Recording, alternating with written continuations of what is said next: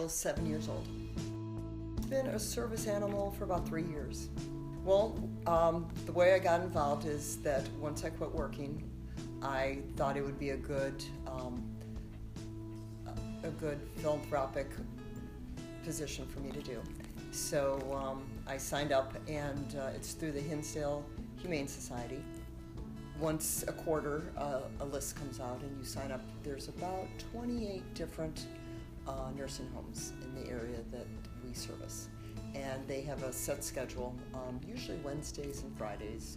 They pick different days of the week, and you sign up, and usually no longer than an hour.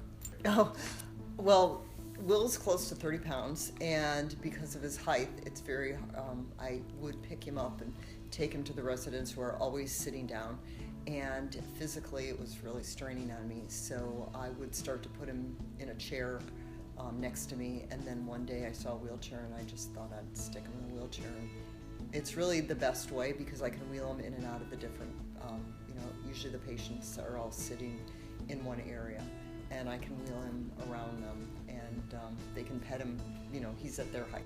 With the activities coordinator at each facility, and they take you, and they know which patients, or residents, is really the proper word, which residents like dogs. Sometimes they'll come, they always ask before they come into the rooms, and sometimes they'll knock on the door and say, I have a visitor, and they'll say, who is it? And they'll say, well, it's a dog, and they'll say, I don't like dogs. So we have to go on to the next room. It's cute because a lot of people are in memory care, and on the back of his card, I have a little trading card that we give out, and on the back of his card, it says his breed, and but they'll ask over and over now, what's his name, and whose dog is it, and how old is he? Just a lot of repetition, and so that's pretty routine at every visit. But usually every time we do visits a facility, there's always one patient that stands out. Today we had one that was a young man that we probably think was a stroke victim, and for him to put his hand on Will, and I think the family too, whenever there's family members, they get a lot out of it. And then of course all the staff. I think just the staff in general really enjoys when the pets visit.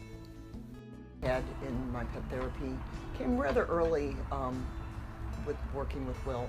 I received, I was working at the Scottish Home, which is in North Riverside, Illinois, and they asked me would I be comfortable going into to doing some hospice, and really not knowing what I was getting into, I said sure, no problem. So after my visit with the hospice patient, I received this letter, and I'm going to get a little choked up. We had a long-time Scottish resident. I can't do this.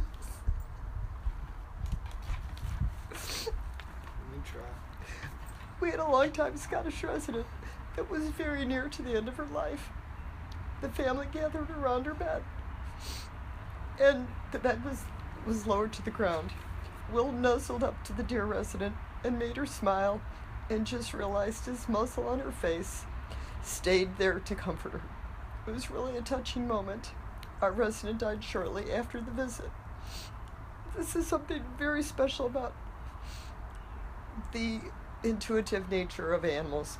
Thank you, volunteers, for coming and sharing with us.